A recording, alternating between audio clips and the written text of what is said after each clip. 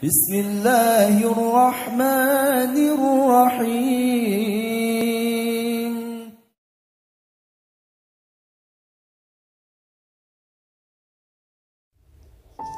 A'udzu billahi minasyaitonir rajim. Bismillahirrahmanirrahim. Alhamdulillahi rabbil alamin. Wa bihi nasta'inu ala umuri dunya waddin. Wassalatu wassalamu ala sayyidil mursalin Sayyidina wa maulana Muhammadin khatamin nabiyyin wa ala alihi wa ashabihi ajma'in. La hawla wa la quwwata illa billahil aliyyil azim. Amma ba'du, hadratal muhtaramin wal mukarramin, para kiai, para asatidz, para sepuh bin sepuh, para tokoh masyarakat, para bapak, para ibu, kanca batir sedaya kemawon kang tansah kawula muliaken. Pada pertemuan kali ini kita akan membahas mengenai sebuah karomah yang dimiliki oleh Sayyidah Nafisah bintil Hasan bin Zaid bin Al-Hasan bin Ali bin Abi Thalib karamallahu wajhah wa radhiyallahu ta'ala anhum ajma'in, bahwa barokahnya negara Mesir itu karena keberadaan beliau Sayyidah Nafisah bintil Hasan sejak beliau menempati Mesir hingga sekarang. Ketika Sayyidah Nafisah bintil Hasan ini datang di Mesir, beliau menempati rumah Jamaluddin Abdullah bin Al-Jassos. Beliau menempati rumahnya Abdullah bin Jassos ini selama beberapa bulan, hingga datanglah seorang Yahudi ngontrak bersama-sama dengan Sayyidah Nafisah di rumah Abdullah bin Jassos. Ketika suami dari perempuan Yahudi ini pergi pada suatu hari untuk sebuah keperluan, akhirnya si perempuan ini berpamitan kepada anaknya, seorang anak perempuan. Memang dia punya anak perempuan, perempuannya lumpuh, sehingga dia bertanya sama anaknya, kalau cara bahasa Indonesia itu, ini mama mau pergi sebentar, nanti kamu di rumah sendirian apa gimana, karena memang gak ada orang lain.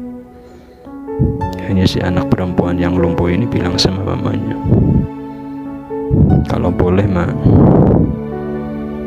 ashtahi an akuna inda jaratina asy-syarifah hatta ta'udi. Kata anak perempuan ini, ma, saya ini pengen kalau nanti nggak ada siapa-siapa, papa pergi, mama pergi, nanti saya pengen di rumahnya Syarifah. Maksudnya Syarifah ini ya Sayyidah Nafisah bintil Hasan, yang memang satu kontrakan dengan orang Yahudi. Nanti sampai mama pulang, nanti mama tinggal jemput saya di rumah Sayyidah Nafisah bintil Hasan. Akhirnya ibunya kan teka maring Sayyidah Nafisah bintil Hasan, datang ke sana minta izin, memohon dan berpamitan dia mau keluar sebentar, nanti kalau boleh anaknya yang perempuan yang lumpuh, yang memang lumpuh kondisinya, biar ditaruh di rumahnya Sayyidah Nafisah bintil Hasan. Ternyata dibolehkan. Setelah berpamitan poyan sama Sayyidah Nafisah dibolehkan. Karena anak perempuan yang lumpuh ini dibawa sama mamanya yang memang agamanya Yahudi, dititipkan di rumahnya Sayyidah Nafisah bintil Hasan, di rumah kontrakannya. Setelah diletakkan di rumah, malah ditaruh di dekat tempat air yang biasa Sayyidah Nafisah itu berwudu di situ. Setelah itu, seperti biasa rutinitas Sayyidah Nafisah ketika pagi sampai siang hari, zikir kepada Allah, bermuajah kepada Allah, baca Quran dan sebagainya, sehingga beliau hendak mengambil air wudhu.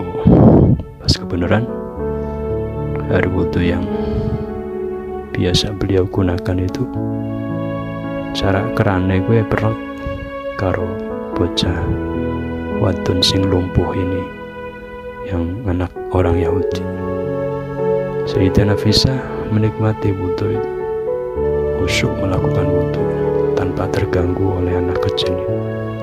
Ternyata anak kecil ini inisiatif seorang anak kecil. Ketika melihat percikan air, dia langsung menghampiri, ngesot menghampiri Sayyidah Nafisah, dan kedua tangannya itu meraih sisa air wudhu yang jatuh dari bagian tubuh anggota wudhu Sayyidah Nafisah. Itu refleks, nggak ada unsur apapun. Maksudnya hanya sekedar keinginan seorang anak kecil melihat percikan air itu begitu senang. Hanya begitu air itu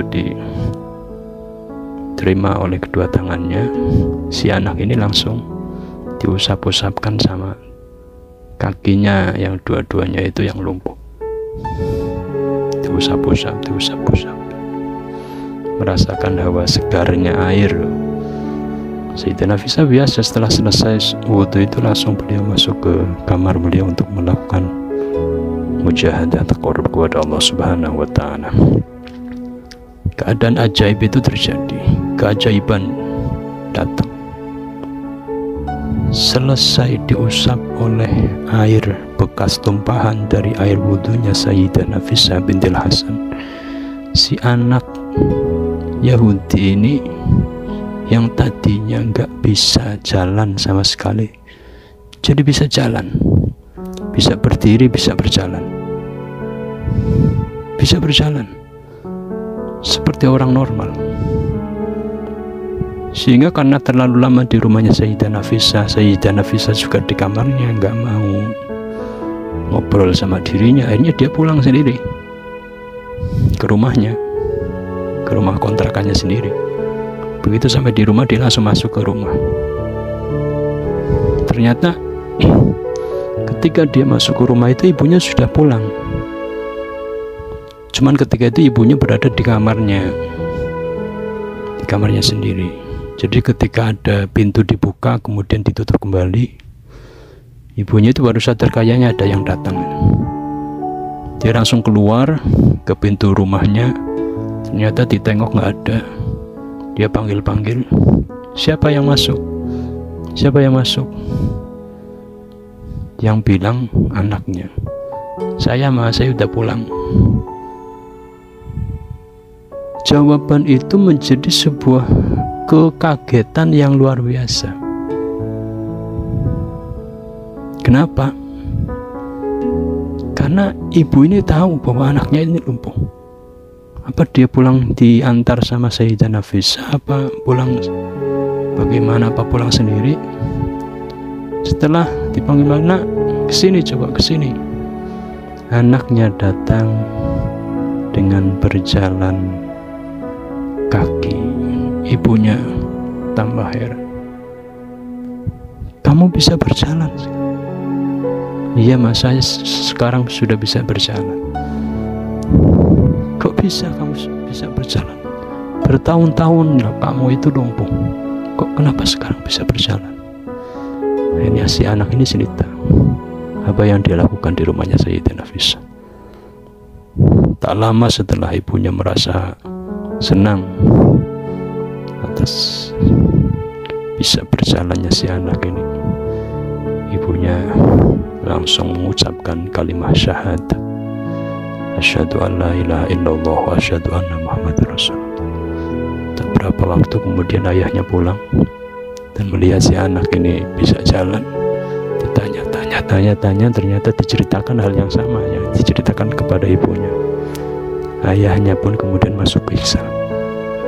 Nah, kebetulan anak ayahnya ini seorang tokoh Yahudi, sehingga dia bisa mengajak orang-orang Yahudi yang datang di Mesir ini, yang sama-sama pendatang, semuanya masuk Islam karena melihat sebuah karomah dari Sayyidah Nafisah bintil Hasan bin Zaid bin Al-Hasan bin Ali bin Abi Thalib karramallahu wajhah wa radhiyallahu ta'ala anhum ajma'in. Ila huna wallahu ta'ala a'lamu bis-shawab. Assalamualaikum warahmatullahi wabarakatuh.